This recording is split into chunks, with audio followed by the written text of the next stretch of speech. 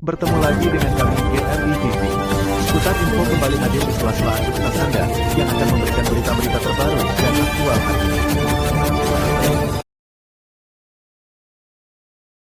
Pemirsa, tak terima diberhentikan secara sepihak. Melihati Simanjuntak Kadus 6 yang merupakan kepala dusun desa Sei Mentaram, Kecamatan Nibung Hangus, Kabupaten Batubara dinilai tidak sesuai dengan mekanisme serta tanpa ada alasan terkait kinerja sebagai kepala dusun. Melihati mengaku kaget dan merasa aneh dengan kinerja yang baik-baik saja tanpa ada dialog lagi. Kepala desa, Kades, seolah memberhentikan tanpa indikator atau alasan yang rasional. Saya menerima surat keputusan, SK, pemberhentian secara hormat yang ditetapkan pada tanggal 18 Juli tahun 2023.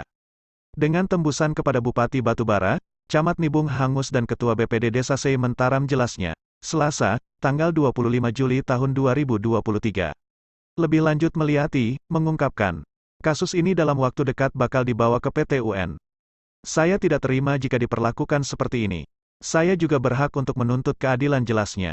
Di tempat terpisah, Camat Nibung Hangus, Sukandar, mengatakan, bahwa Melihati Simanjuntak diberhentikan dari Kadus Desa sudah sesuai dengan mekanisme dari surat Kepala Desa.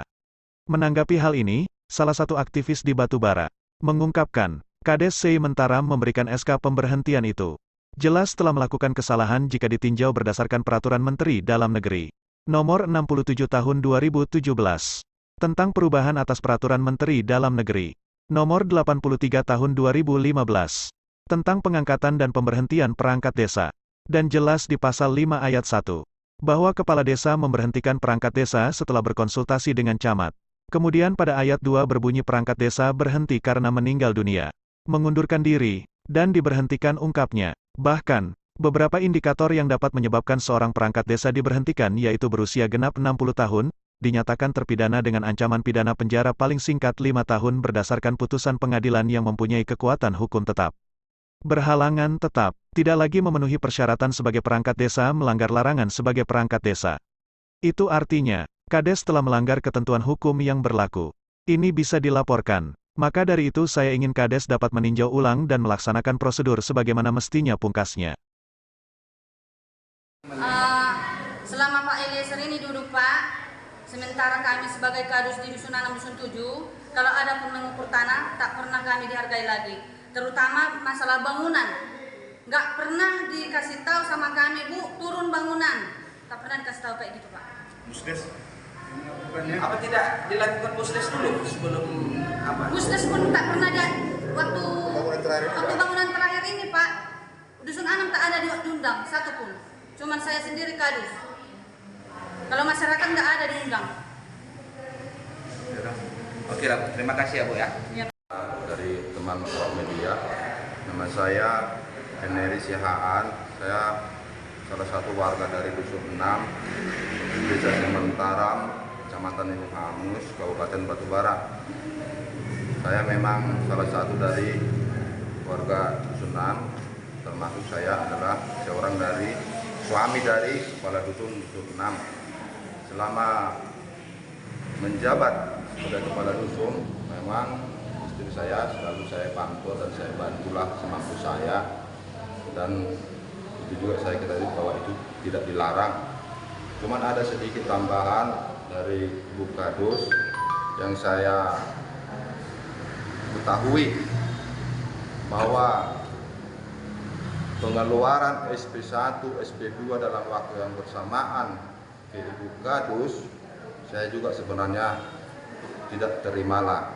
Artinya semua yang dilimpahkan atau yang dituangkan di dalam SP1, SP2 itu di luar masa jabatan Pak Eliezer Simanjuntak. Nah, dan sebelum di SP1, SP2 pun, beliau pun sudah memerintahkan Arifin Sianipar untuk mengumpulkan tanda tangan masyarakat guna untuk menggulingkan Ibu Kadus 6. Cuman saya berpikir apa alasannya, apakah ini masih zaman Orde Baru, sistemnya sistem menyelinap. Artinya kumpul tanda tangan, disuruh sama Eliezer sama Wakil BPD Niko Sihaan, langsung gulingkan. Apakah zaman kita ini zaman seperti itu? Nah, saya selalu menunggu apa sebenarnya kesalahan yang fakta kami perbuat, artinya yang diperbuat Ibu Kadus 6 itu apa. Lalu saya tunggu, tapi hingga detik ini pun nggak ada fakta-fakta, cuman ocehan-ocehan. Apabila beberapa masyarakat datang ke balai desa, ocehan-ocehan atau sentimen-sentimen pribadi, itulah saya perhatikan yang ditanggapi oleh Kepala Desa Eliezer Simanullang. Nah, dan pada saat itu pun saya mempertanyakan SP1, SP2 tentang Ibu Kadus ke beliau langsung.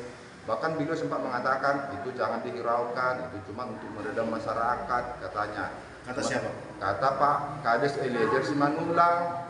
Nah, habis itu saya ya tenang sedikit hati saya mendengarkan jawaban beliau. Nah, dan ternyata sepanjang beliau memerintah tugas-tugas di dusun sesuai dengan yang saya ketahui, kadang undangan untuk musyawarah pun beliau sudah mencantumkan nama di kop surat undangan. Jadi seolah-olah Ibu Kadus ini saya tengok enggak difungsikan. Padahal kami siap bekerja 24 jam. Apa harapan Bapak sama Bupati? Tidak ada pernah kami menolak tugas-tugas dan belum pernah saya ingat sampai tidak tertuntaskan. Itulah yang saya kesalkan sebagai suami kepala dusun. Nah, dan berikutnya di masa pembangunan jembatan antara dusun 5 dan dusun 6 dan juga jembatan PAUD yang sudah terbangun di dusun kita, dan juga pembangunan pasar tani, itu pemberitaannya pun saya tanya dengan Ibu Kadus, nggak ada sama sekali pemberitaan. Justru yang turun itu selalu ke lapangan itu ketua LPM. Jadi kami bingung. Saya sebagai pembantu kepala dusun Ibu Kadus Melianti, saya juga bingung bagaimana ini pemerintahan sudah hampir amburadul saya tengok. Itu prinsip saya. Dan tiba-tiba setelah pembangunan itu keluarlah SP3 Ibu Kadus dengan bahasa alasan di dalam juga itu juga bahasa tidak suka lagi. Ya bisa disimpulkan bahwa itu adalah sentimen pribadi. Dan sampai keluarnya SP3 itu kami juga dengan Ibu Kadus menunggu apa alasan fakta-faktanya kesalahan-kesalahan kami. Dan apabila itu ada fakta-faktanya, kami juga siap dikonfirmasi, siap dimediasi. Kami selalu siap. Ini perbedaan saya kepada media. Dan tiba-tiba belum seminggu di SP3, Ibu Kadus sudah dikeluarkan pemberhentian, surat pemberhentian untuk tugas sebagai kepala dusun. Nah, pada saat inilah saya merasa bahwa selama ini semua omongan-omongan kepala desa Eliezer Simanullang yang bermanis-manis dengan kami ternyata adalah kebohongan. Jadi saya mendapatkan juga informasi bahwa ini semua karena unsur politik lah. Kalau menurut saya, karena dia memecah Ibu Kadus secara sepihak. Sementara di masa pengeluaran SP1, SP2 itu, kami itu dimediasi bersamaan dengan Kadus 7. Sementara Kadus 7 itu cuma mendapatkan SP1 pada saat itu. Kami langsung SP1, SP2. Ada apa semua dengan permainan ini? Itulah dasarnya instruksi saya pada saat itu. Cuman karena beliau mengatakan itu cuma meredam omongan masyarakat, ya saya percaya. Ternyata semua kebohongan. Harapan Bapak kepada Bupati. Apa harapan? Harapan kami kepada Bupati Batubara bisa membantu. Saya jujur Pak,